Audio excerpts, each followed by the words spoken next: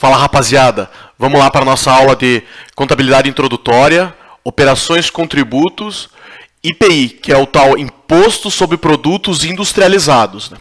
Como o nome já diz, incide sobre produtos industrializados nacionais e estrangeiros. Então, tendo a transformação do insumo num outro produto, a atividade ali de transformar é base de cálculo, é fato gerador do tributo do IPI. E por que ele fala também estrangeiros, pessoal? Vamos lá. Existe o conceito de estabelecimento industrial. No estabelecimento industrial é onde pratica a industrialização, é onde, de certa forma, tem o fato gerador desse tributo, do IPI. Mas pensa comigo, um armazém. Dá uma olhada nesse armazém aí comercial. Esses pneus aí vieram tudo da China. Veio pronto, o cara não tem transformação nenhuma. Ele simplesmente empilha ali, quando tem uma encomenda, ele vai lá, pega a empilhadeira, coloca no caminhão e manda para a loja. Pensa comigo, aí não está tendo transformação industrial nenhuma. É armazém, é estabelecimento industrial? Não, é um armazém alfandegário apenas. Mas na norma, para efeitos de IPI, ele equipara esse armazém alfandegário a um estabelecimento industrial, para que tenha também a incidência do IPI sobre o produto importado. Caso contrário, o importado, que de certa forma, pelos custos que eles têm lá, já é mais barato em várias situações, acabaria ser muito mais barato porque sobre ele incidiria menos impostos do que o produto feito no Brasil, né? Então, para gerar uma certa igualdade de condições, os tributos que incidem sobre a produção no Brasil os mesmos tributos que incidem sobre um produto importado, né? E como que eu sei? Como que é esse tributo? Ele tem várias alíquotas, né? Existe uma tabela, a tabela de incidência do IPI, que é a tabela TIP, ou tem gente que chama de TIPI também. O mais normal é TIP. Lá tem diversas atividades, né? E cada atividade tem uma tributação. Tem, por exemplo, não tributado, 4%, alíquota zero, né? Alíquota zero no IPI foi bem comum uns 5 anos atrás, 10 anos, que para fomentar a venda de veículos, foi zerado o IPI da venda de carros novos. Entendeu? Então, o governo volta e meia diminui a carga tributária de determinados setores para estimular a economia.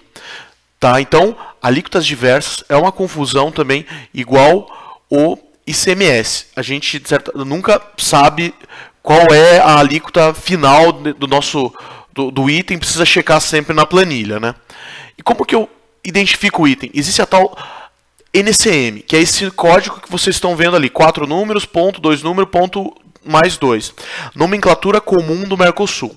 Os países aqui da nossa região fizeram um acordo e classificaram todos os produtos de acordo com o número, que é o tal do NCM. Então, quando você estiver vendo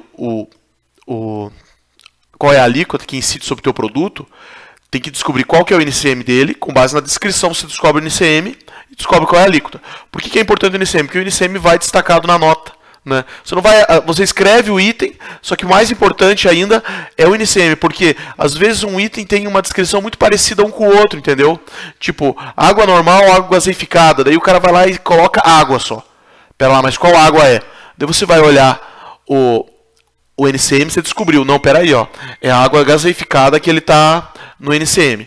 Então, às vezes, não sei se é o caso, só foi um exemplo, a alíquota da água gaseificada é diferente da água normal, né?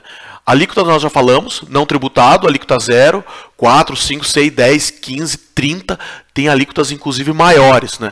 No caso de setores que querem desestimular o consumo, como por exemplo bebidas e cigarros, acaba tendo uma alíquota bem maior.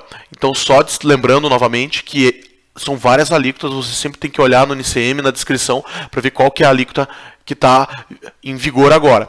E essas alíquotas são mudadas de tempo em tempo, então é bom sempre ter uma rotina de, se porventura você trabalha bastante com IPI, volta e meia voltar na tabela e atualizar os dados do teu sistema para ver se a alíquota que você está usando é a correta. Caso contrário, se recolher a menor, pode receber uma visita da Receita Federal, né? E como que funciona? É parecido com o ICMS, né? Na operação anterior, incide o IPI. Então, quando você compra a matéria-prima ali por 50, uma parte dos 50 corresponde ao imposto que foi pago na cadeia anterior, né? No nosso caso aqui, vamos pensar 10% com números todos arredondados, né? 10%. Digamos que 5 seja com relação ao IPI que foi pago na cadeia anterior. Então, esse IPI que foi pago, você vai poder tomar crédito na tua saída, né? Quando você fizer o teu débito, né? Então, o crédito, como que você vai estocar essa mercadoria? Comprou a mercadoria por 50, veio lá, fornecedores 50. Você vai ter que tirar o imposto e jogar só o líquido do estoque no teu estoque. Então, vai 45 débito em estoque, crédito fornecedor que você vai pagar. E o IPI, você vai colocar IPI a recuperar no ativo, que vai ser um direito teu ainda. Você ainda vai se aproveitar desse valor. Então vai ter débito de IPI a recuperar no ativo contra crédito fornecedores de 5 mil. Como que é o débito? O débito é a tua venda, você vai gerar uma obrigação de pagar o IPI. Faz de conta que aquela mercadoria que nós compramos por 50 e estocamos por 45 foi vendida por 100 mil.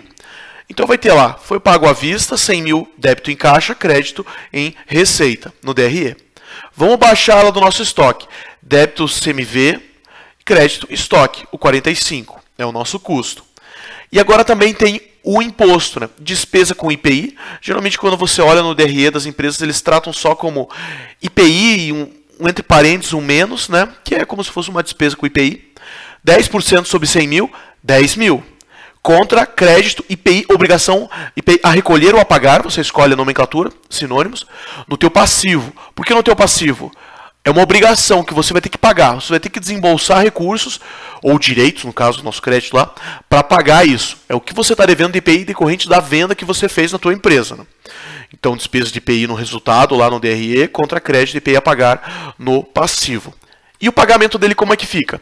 Eu tenho uma obrigação de pagar 10 mil. Né, porque foi decorrente da minha venda. Só que peraí, eu ainda tenho um crédito lá de 5 mil no meu ativo. Então o que acontece? A minha obrigação, que está lançado a crédito no meu passivo a pagar, débito IPI a pagar, recolher a pagar, contra crédito e IPI recuperar. Vou aproveitar aquele IPI recuperar que eu tinha da compra anterior. Baixei o IPI a recuperar, diminuí o meu IPI a pagar. Vai ficar faltando 5 mil. Como que eu faço o pagamento? Eu tenho que pagar com dinheiro. Eu vou ter que imprimir uma guia e pagar com dinheiro. Então vai lá o último débito IPI a pagar, que é a diferença ali dos 5 que já foi crédito, sobrou 5 mil contra crédito caixa para pagar a guia definitiva com dinheiro. Legal? Essas são as principais informações sobre IPI. Lembrando que é um curso de contabilidade introdutória, então a ideia é apresentar apenas conceitos básicos sobre o IPI. No futuro, quando tiver um curso de contabilidade tributária, eu entro com mais detalhes sobre cada imposto. Legal? Fechou então a nossa aula. Até a próxima.